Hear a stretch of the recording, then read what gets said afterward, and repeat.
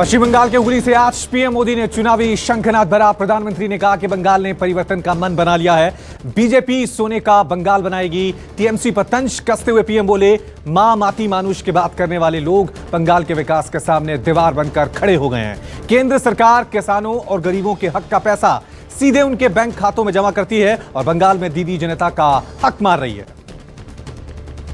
चुनावी राज्य असम को भी आज पीएम मोदी ने कई सौगात दी। पीएम मोदी ने असम में पेट्रोलियम एवं गैस मंत्रालय को 3,222 करोड़ रुपए की 3 परियोजनाएं सौंपी। पीएम ने कहा कि पिछली सरकार ने राज्य के साथ सौतेला व्यवहार किया। हमारा मंत्र सबका साथ सबका विकास है। नॉर्थ ईस्ट भारत के विकास का इंजन बनेगा। रक्षा मंत्रालय के वेबिनार में पीएम मोदी बोले, रक्षा क्षेत्र में आत्मनिर्भर बनने के लिए मंथन जरूरी है। पीएम ने कहा कि भारत के पास आजादी के पहले से हथियार बनाने का अनुभव है। दूसरे विश्व युद्ध में भारत ने हथियार बनाकर भेजे थे। तेजस का जिक्र करते हुए पीएम ने कहा कि तेजस को फाइलों में बंद करने की नौबत आ गई थी, लेकिन हमने तेजस की उड़ान पर भरोसा किया और आज तेजस शान से आसमान में उड़ रहा है। किसानों के समर्थन में कांग्रेस नेता राहुल गांधी ने केरल के वायनाड में ट्रैक्टर रैली निकाली। राहुल ने मोदी सरकार की नीतियों पर जमकर निशाना साधा और कहा कि भारत के किसान जिस मुश्किल का सामना कर रहे हैं उसे पूरा देश देख रहा है। सरकार किसानों के दर्द को नहीं समझ रही है। कृषि कानून खेती की व्यवस्था को बर्बाद करने और इस व्यवसाय को मोदी जी के 2 से 3 दोस्तों को देने के लिए बनाया गया है। राहुल गांधी ने पेट्रोल डीजल के बढ़ते दामों पर मोदी सरकार पर जमकर निशाना साधा। राहुल गांधी ने कहा कि मोदी सरकार लोगों की जेब खाली कर मित्रों को देने का महान काम कर रही है। राहुल गांधी बोले, पेट्रोल पंप पर गाड़ी में तेल डालते समय जब आपकी नजर तेजी से बढ़ते मीटर पर पड़े तब यह जरूर याद रखिएगा कि कच्चे तेल का दाम बढ़ा नहीं बल्कि कम हुआ है।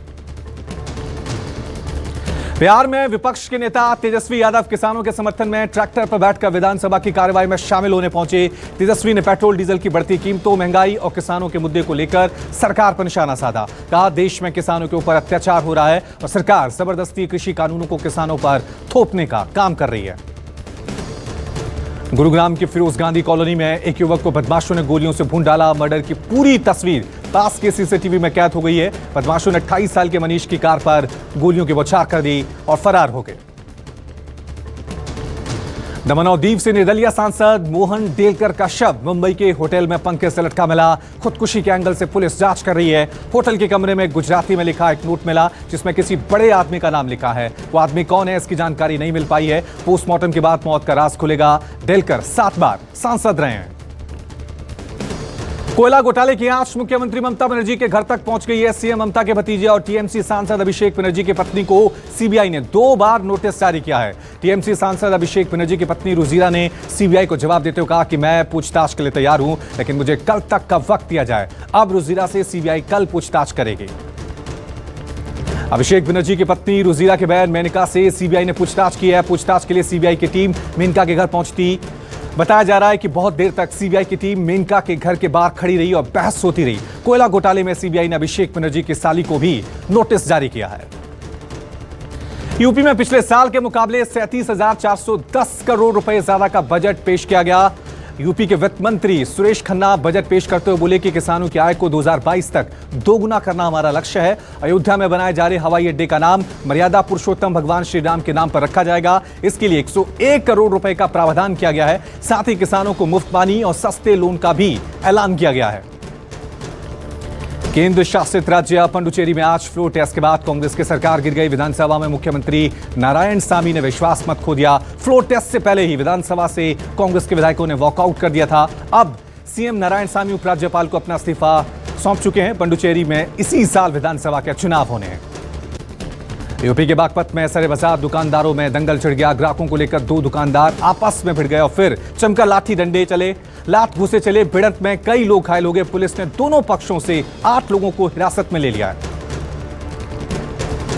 केरल में विधानसभा चुनाव से पहले सरकार पर लगातार भ्रष्टाचार के आरोप लग रहे हैं। सीएम पिनराई विजयन पर विपक्ष लगातार बैकडोर से भर्ती का आरोप लगा रही है, जिसे लेकर आज तिरुअनंतपुरम में विरोध प्रदर्शन कर रहे बीजेपी कार्यकर्ताओं छात्रों पर पुलिस का कहर टूट पड़ा। पुलिस ने छात्रों के भीड़ को तितर बितर करने के लिए लाठीचार्ज किया, वाटर कैनन का भी इस्तेमाल किया। जम्मू कश्मीर के श्रीनगर रेलवे स्टेशन के पास आईडी मिलने से हड़कंप मच गया। आईडी श्रीनगर बारामूला हाईवे के ब्रिज के पास मिली।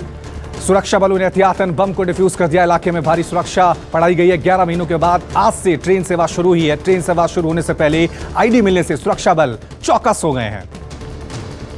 महाराष्ट्र के एक और मंत्री छगन भुजबल कोरोना पॉजिटिव पाए गए हैं। भुजबल कोरोना कल एनसीपी अध्यक्ष शरद पवार के साथ एक शादी समारोह में मौजूद थे।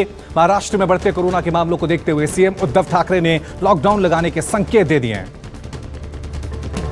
कोरोना से हालात बेकाबू होता देख महाराष्ट्र सरकार ने सख्ती शुरू कर दी। आज से नासिक में नाइट कर्फ्यू शुरू हो जाएगा। पुणे में 28 फरवरी तक स्कूल कॉलेज बंद रखने के आदेश जारी कर दिए गए हैं। महाराष्ट्र में आज से सभी राजनीतिक, सामाजिक और धार्मिक सभाओं पर रोक लगा दी गई है। शादियों में 25 लोगों के शामिल होने की ही इजाजत है।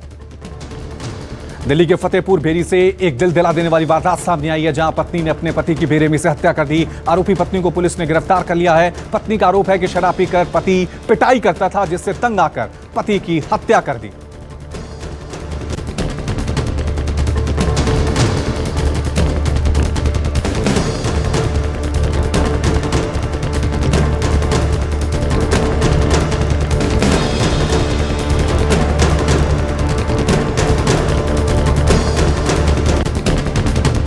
नमस्कार, मैं हूं मानक गुप्ता।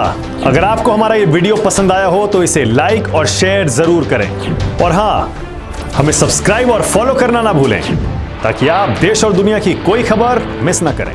तो जुड़े रहिए हमारे साथ और देखते रहिए News 24।